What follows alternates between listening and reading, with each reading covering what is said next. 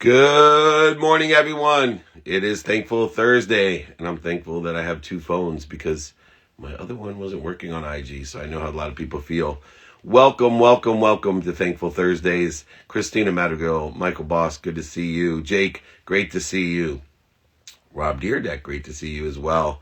Uh, Always a pleasure. Nick Glazier, awesome to see you. Good morning, everyone. It is Anthony's Thankful Thursday. We got a lot going on today. Good morning. We're here to help. Let's pin up anyone that needs the 5 daily practices, the guaranteed success you can have. It's free.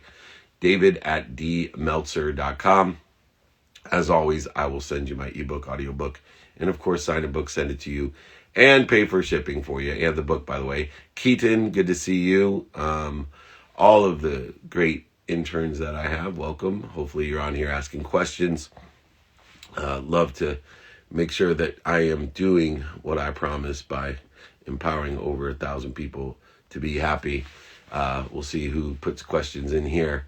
Thoughts on the new NCAA endorsement rules? Long overdue. I have a great story. I worked with Steve Clarkson, the dream maker himself, and we were trying to help facilitate this rule years and years and years ago. And one of the ideas that we had was with Matt Leinart.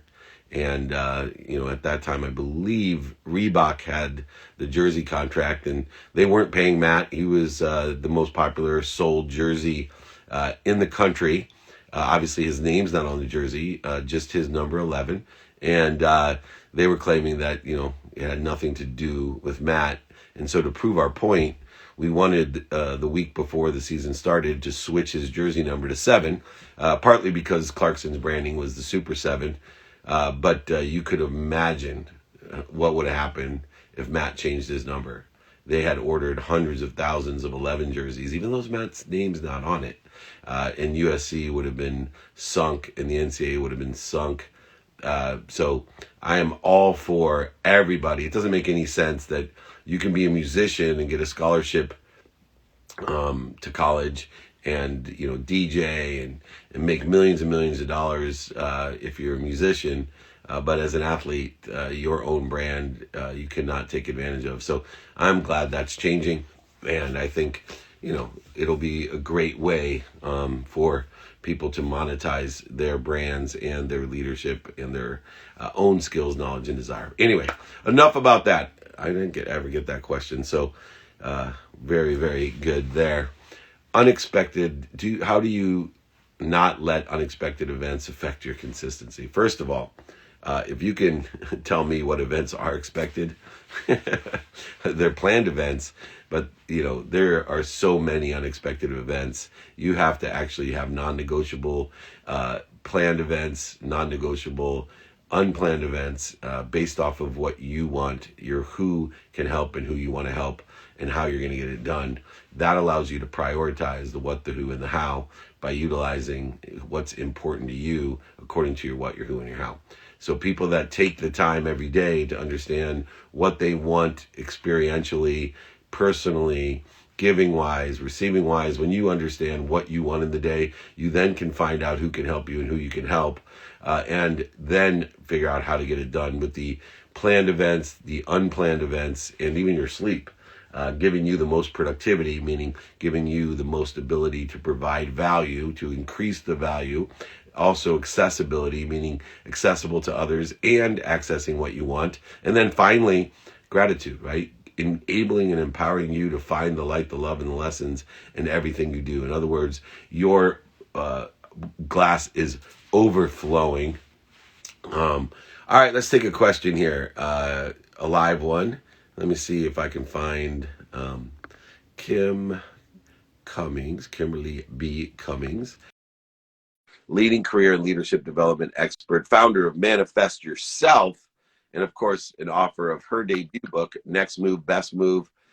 We got the picture of the ceiling, and there she is from the heavens. The screen comes down onto Kimberly B. Cummings. How are you? I'm doing well. How are you? I am awesome, and I'm so excited. Congratulations on your new book, which came out, by the way, on my daughter's birthday, June 9th. So Next Move, Best Move, that's right up my alley.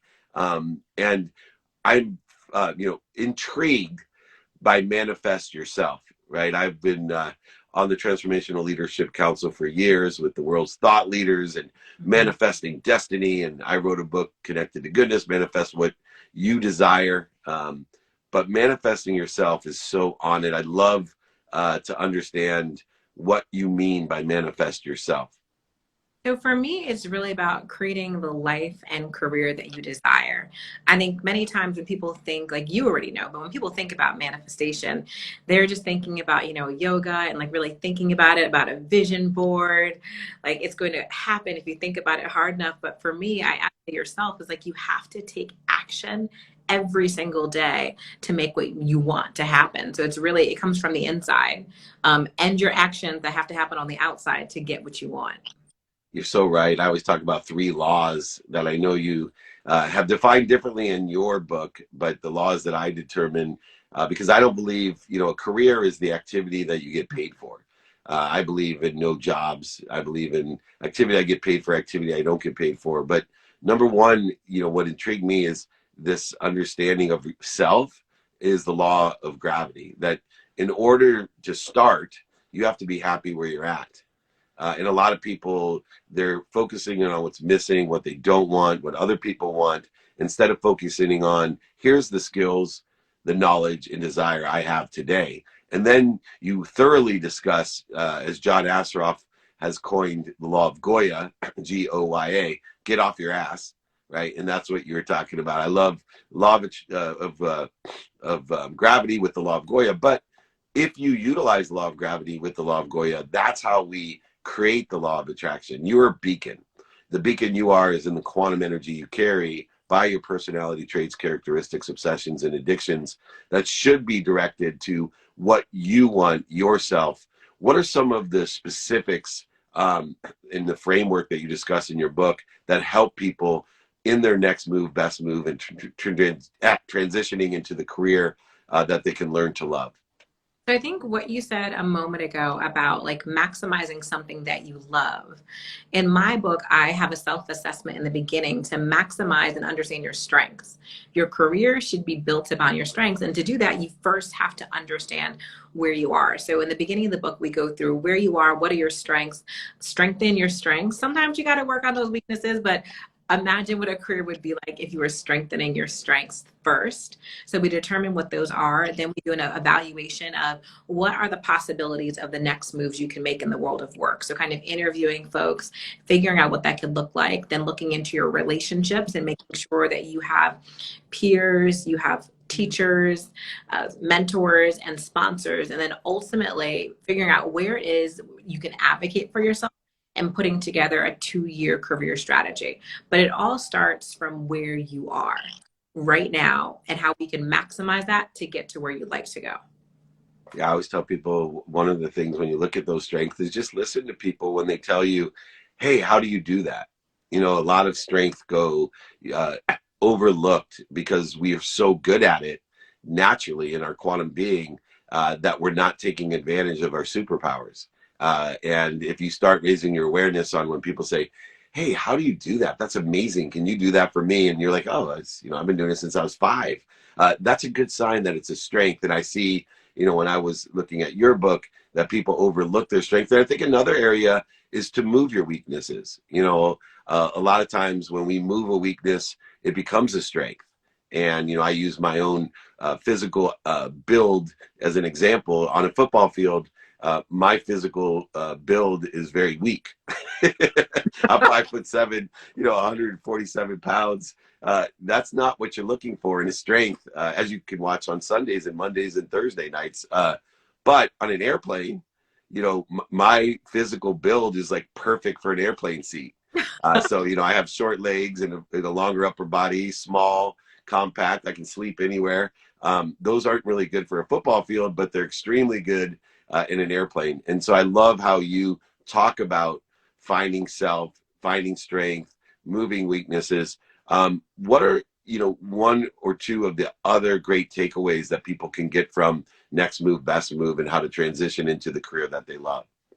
So I think someone asked, they said, is the bridge to build your strengths? I'm like, definitely. But I think when we're talking about that bridge, one of the big points I talk about is understanding what is the gap between where you are and where you'd like to be. It is your job as a professional in the workplace to bridge that gap. And we talk a lot about that because that's really the key factor in making your next move is understanding what that is, whether it's skills, it's experiences, it's people not knowing who you are, because that could be a big gap. Just nobody knowing that you want to do the thing that you like to do. You have to close that. And I think the next tip that I would give is about advocating for yourself in the workplace. I think we talk a lot about what it looks like to advocate for yourself and what is the base. And I'm very big on advocating for yourself based upon your impact and value.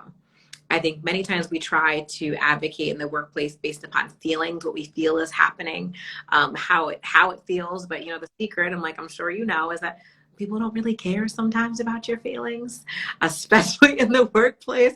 But they do care about impact and value. And when you use that first instead of the feelings, a lot of times you can get so much more done.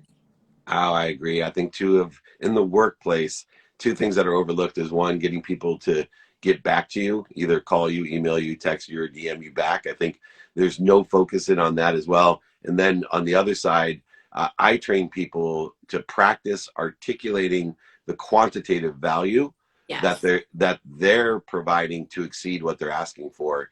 And the more confident you are in your articulation of the quantitative value that you're giving, to exceed what you're asking for, the opportunities arise and exponentially you rise within an organization or within the business that you've created, either one.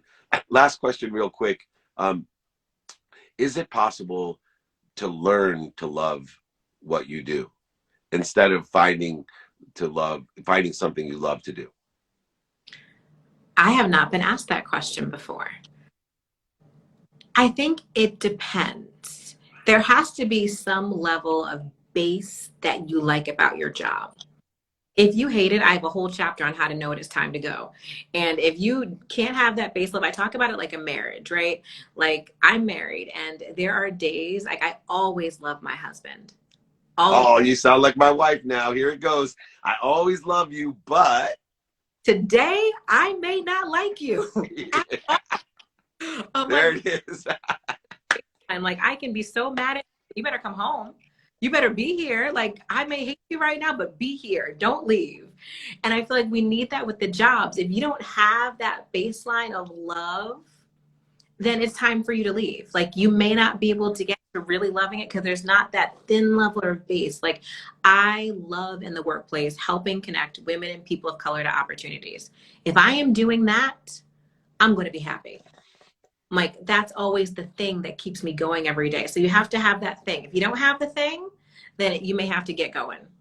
And you don't like it every day, but you love it. And that's a really great distinction. You don't have to like it, but you need to be able to find the love in it. And just like a closed mind, I tell people, you can figure out how to turn a closed mind. It just takes 1,000 times the effort.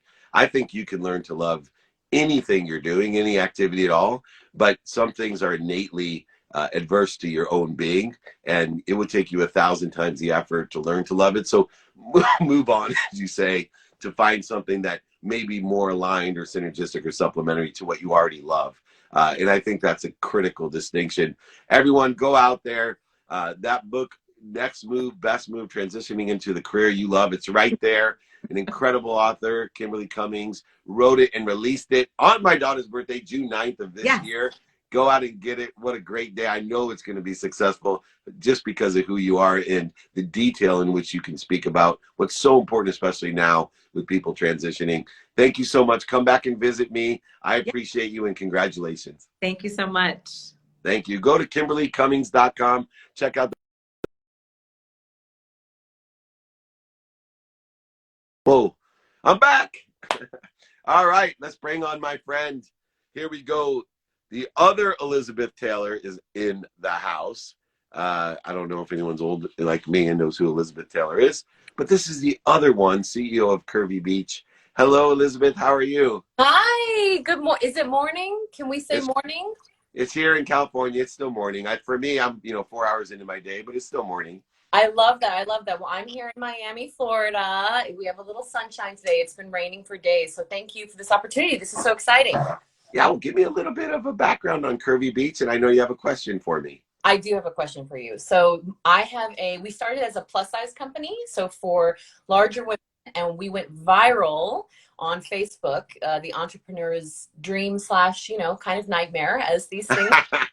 I mean, it's a dream, it's a nightmare, it's a dream, but it was an incredible wave of success, and we've been able to extend our sizes from size 0 to size 26. And the body positive, love your body movement is alive and well, and it's a very exciting time. We even have the love your body message on our tags. I mean, it's personal. I really believe it. I was a plus size model in New York for many years, and have eating disorder in my background, like a lot of people do, and to be able to turn that into something positive has just been a dream. So I quit modeling and moved to Miami last year, right before COVID. Who's looking out for me, right? And we have just continued to have success, and we are going to have our 5th year next year as a fully bootstrapped, self-funded, women-run, American-made business. That is amazing. Yeah. And what can I do to help you? How can I answer any questions you may Okay. have? And congratulations, by the way. I'm Thank very proud.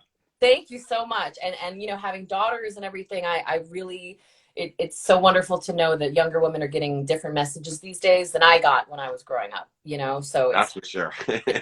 changed. Yeah. All right, David, here's my question.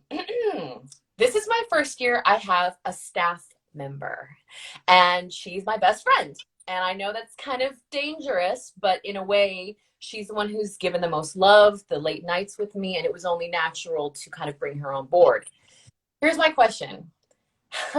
How to be a good boss, how to delegate, how to not flip on an employee when you've asked them to do something, but they have a valid excuse.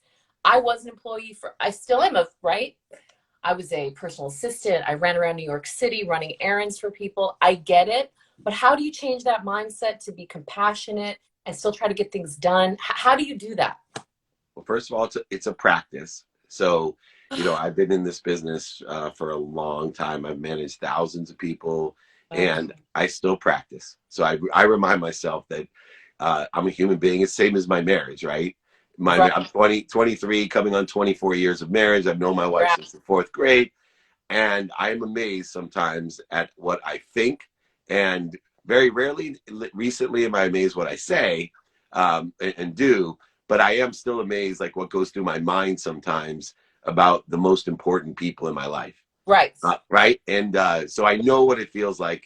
My problem still is that when people work with me, I become best friends with them. So it's not even I hired my best friend, is I become, because I care so much. But I utilize number one, boundary setting. So, I am very transparent about boundaries, and I try my best to coach the fact that you are going to need to separate two things because I'm an expert at it. You're going to have to separate my friendship with you, with me telling you what I need done. Yes. And if you don't meet that, you are going to be constructively talked to. Yes. In order to facilitate the greater good. And considering you're my only employee, the greater good is definitely for your own good and mine. That's right. And what I utilize is my stop, drop, and roll technique. And it's in my 5 daily practices. I apply my why to my life. So one, I'm getting better at identifying the need to be right, the need to be offended, the need to be resentful, the need to be guilty, the need to be angry, the need to be frustrated, the need to be separate, the need to be inferior, the need to be superior. All of these different needs I have codified, because the first step is to identify, as you know, with weight, right? The first step is to identify. All right, what's causing it? I have a need to be offended because you're my best friend. You should be sacrificing everything for me, or whatever it is. Or I pay you and you're not doing what I pay. How dare you? This is the things that go through my mind, right? Yeah. Or, when my wife is not having a good day and she says something, and I look around and go, who do you think you're talking to? Right? I give everything. And it's the same thing. You want to be offended, step outside. That's all I got to say. If we could feed the world as fast as we could feed you to be offended, man, just step outside with the need to be offended. The first thing you see will offend you. Other people's experiences will offend you. So one, practice identifying. Two, instead of resisting it, fighting it, going over it, under it, through it, overselling it, back end selling, criticizing it, conditioning it, judgment it, just stop. Practice stopping. Don't do anything.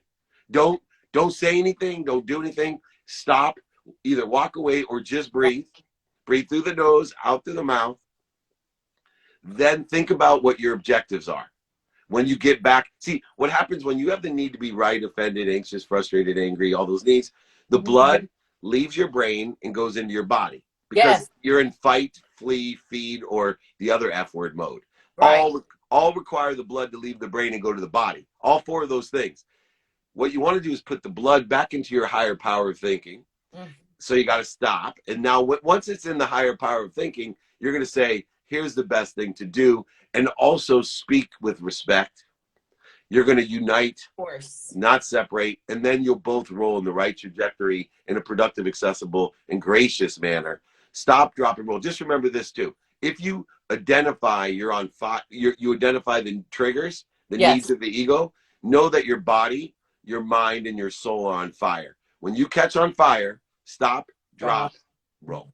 So everybody out there, if you want these 5 daily practices, if you want to know how to apply your rye, email me, david@dmeltzer.com, and I certainly, Kimberly, will send you my 5 and my book. I'll sign it, ship it to you. I'll pay for everything. Don't worry. So just email me your address, david@dmeltzer.com, and I'll be happy to do that for you and everyone else. Congratulations. You are a beautiful woman and a great milestone for my daughters. I appreciate you.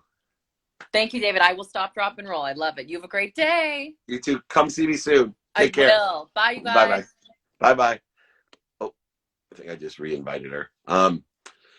Well, what a beautiful soul. Anyway, where am I? Wow. Great business, by the way. She has great energy. We are rocking and rolling. Let me take a quick question. There's so many coming in here. Still looking for my interns in here, non-existent, and it's going to be difficult to figure. It's June 1st. Mikey, who is the intern of the week or month? Oh my gosh, they don't show up. What's the difference between plateau and grow versus getting stuck? So most people live this life of a tube, right? They put food in and it comes out. That's their whole life, paycheck to paycheck, week to week, month to month, year to year. Life goes by. Their thoughts about purpose are their purpose, and their purpose is just to be. And what we want to do is that we want to understand that we're not going to push a boulder to the top of the hill every day just to have it go to the bottom of the hill the next morning. We are going to start our day the day before.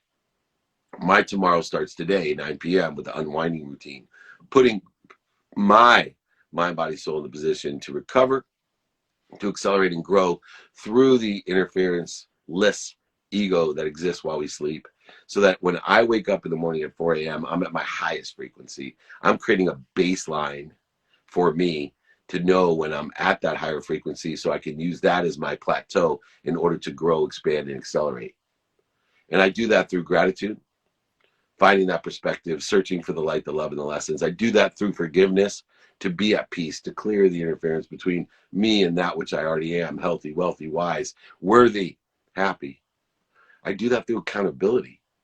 Plateau and grow through accountability instead of living in a world of liability, of blame, of shame, and justification, creating more interferences, void, shortages, and obstacles in my life. I do that by asking myself, what did I do to get here? And what am I supposed to learn from that? And then finally, living a life of inspiration, reminding, recollecting, remembering. I'm in spirit with everything to come through me with that forgiveness, gratitude, and appreciation, accountability, to live in spirit, inspired. And speaking of inspiration, right on cue, Matt, welcome, the founder and CEO of Blockboard, blockboard.co. Video advertising is such a huge thing. It's changing. And now you're implementing it utilizing blockchain technology. So I had to have you on. Obviously, I do a lot in video. I've done a lot in video in my career, and I'd love to talk about what Blackboard does and what makes your model different in comparing to the cost per the CPM model or any other models that exist today, and how blockchain is affecting that. Awesome. Well, thank you, David. This is the first time I'm doing Instagram Live, so thank you for this opportunity. It's you're in the Hall of Fame. I'm a video guy, and I've never done IG Live, so I'm excited to be here. By the way, I'm a huge fan of Jerry Maguire, so it's a real honor to meet you and talk with you today. So I'm excited to get into it. It's going to be a lot of fun. Well, perfect. Tell me about Blackboard. Yeah, so we're a video platform built on the blockchain. Ethereum is the system that we're using. So this is really a first. I'm a guy of firsts. I was the first guy to put video ads on the web 20 years ago. So I'm dating myself a little bit here. I've seen it through website video, through app video, today connected TV and OTT. So it's been a wild ride the past 20 years. And now we're doing it on the blockchain. So the reason we're doing that is we want to shine a light on this stuff. We want to provide transparency because the entire business and the entire ecosystem is built in a black box. And a lot of these marketers today are, throwing their hands in the air and saying, what is going on? Which is why I wrote about cost per whatever. Because, yeah. There's a lot of frustration, a lot of confusion, and we're trying to fix that. And understanding one thing for me, coming from marketing and advertising, and there's always been obscure subjectivity in advertising and pre-video advertising, just in newspapers, magazines, billboards. There's a subjectivity and an obscurity of what exactly is the impact. And the reason I think it is that the human mind absorbs information at different paces, and you don't know the impact, even if you know the views. There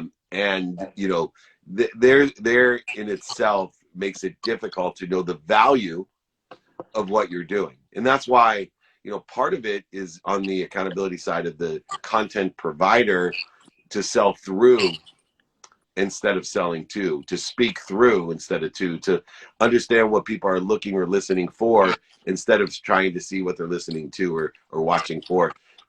In your experience, how has blockchain enabled us with the multi-variables that exist online with 6.4 billion people accessible? When you're selling through people with a video today, people die to have, The Rock, for example, sell through The Rock, sell through Kim Kardashian, sell through David Meltzer even. And so there's an actual strategy involved, I think, and your Blackboard allows you to be a little bit more strategic in selling through than just cost per whatever. Yes, it's such a big deal. The average click-through rate on video is 0.5%. So it is so small. And when you think about the fact that this video is in those billions of people's hands, we're holding the video, that we ought to demand more than that. And so we're actually seeing a 3.5% average click-through on our marketers' video. We're selling product, we're driving downloads, we're getting email registrations.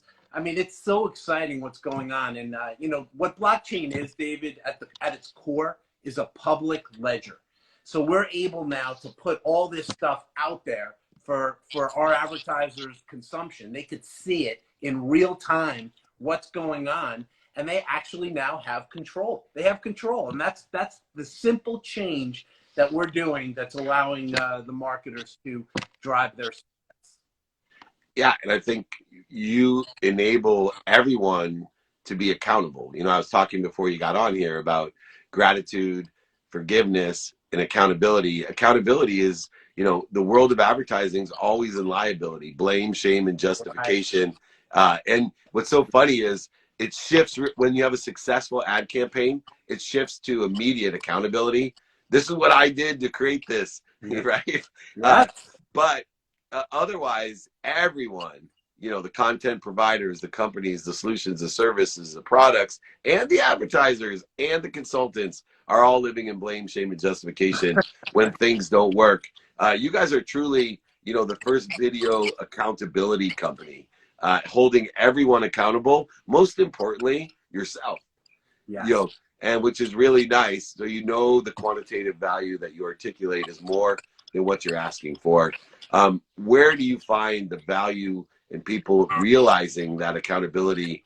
Have you been able to educate the market because there's a lot of overselling, back end selling, lying, manipulating, and cheating in the space? Right. Have you been able to overcome any of that, and how have you educated the market? It's hard. To be candid, David, it's so hard. And we have a history. You said it.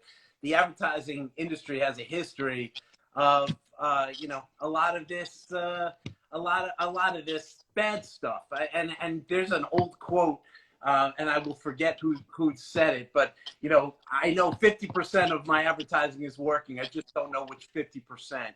And we know which 50% is working. So this is a time to really turn the history on its ear. And what we're finding success in is the marketers that care and want business results. They're the ones that are closest to the business results are the ones that are coming on. And that's exciting. So for us as a team, and we're a company of 12 people, so there's not a lot of us. We have to find the marketers that are closest to their business results. Those are the ones that are coming on. I talk a lot about our friends at 8 O'Clock Coffee. It's a 150-year-old brand of coffee. All right, so they are looking to reinvent themselves, and they said to us for the first time, we're on the cutting edge. What we're doing with you is on the cutting edge, and that's exciting for us. We have to find more of those 8 O'Clock coffees. That's amazing. And like you said, if 50% of your advertising is working and you can find out which 50%, then you can make it 51, 52, and then you can reduce the cost of it as well. Right. So there's the quantitative value for everyone there. I know by those advertising awards that I see behind you that you have not only walked the walk in a traditional sense, but utilizing blockchain now has given you the capacity to figure out through the situational knowledge experience, even the dummy tax that you paid to effectuate the first video accountability company, being able to be transparent and allow a verification of what's going on. That's an extreme value. Everybody needs to check out blockboard.co at Matt Wasserloff. If I got that hopefully right. I'll phonetically get it there, Wasserloff. And please reach out to him. We need more honest people in the advertising game. You guys have the great platform to do it. I can't wait to utilize it and to look at it myself. So, Matt, thank you so much for joining me. David, thanks for having me. You're awesome. Cool. I love that background, though, man. Impressive. Take care. Good advertising. All right, Matt Wasserloff. Check him out at Matt Wasserloff or blockboard.co. If you're going to use advertising, use the advertising accountability company itself, the video accountability by blockchain technology, blockboard.co. Man, we've had an incredible day. It's Thankful Thursday. If anybody want any of the information I had, especially that stop, drop, and roll of the 5 daily practices, or my book, ebook, audiobook, I'll sign a book, send it to you, and ship it to you. It's fine. We'll manifest things together.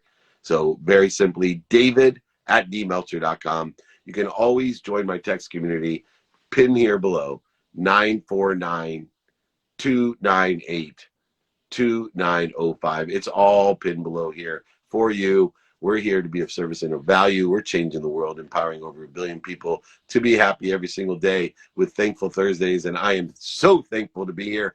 We're going to have Healing Yourself training tomorrow, Friday. We've been doing Friday trainings for over 20 years for free.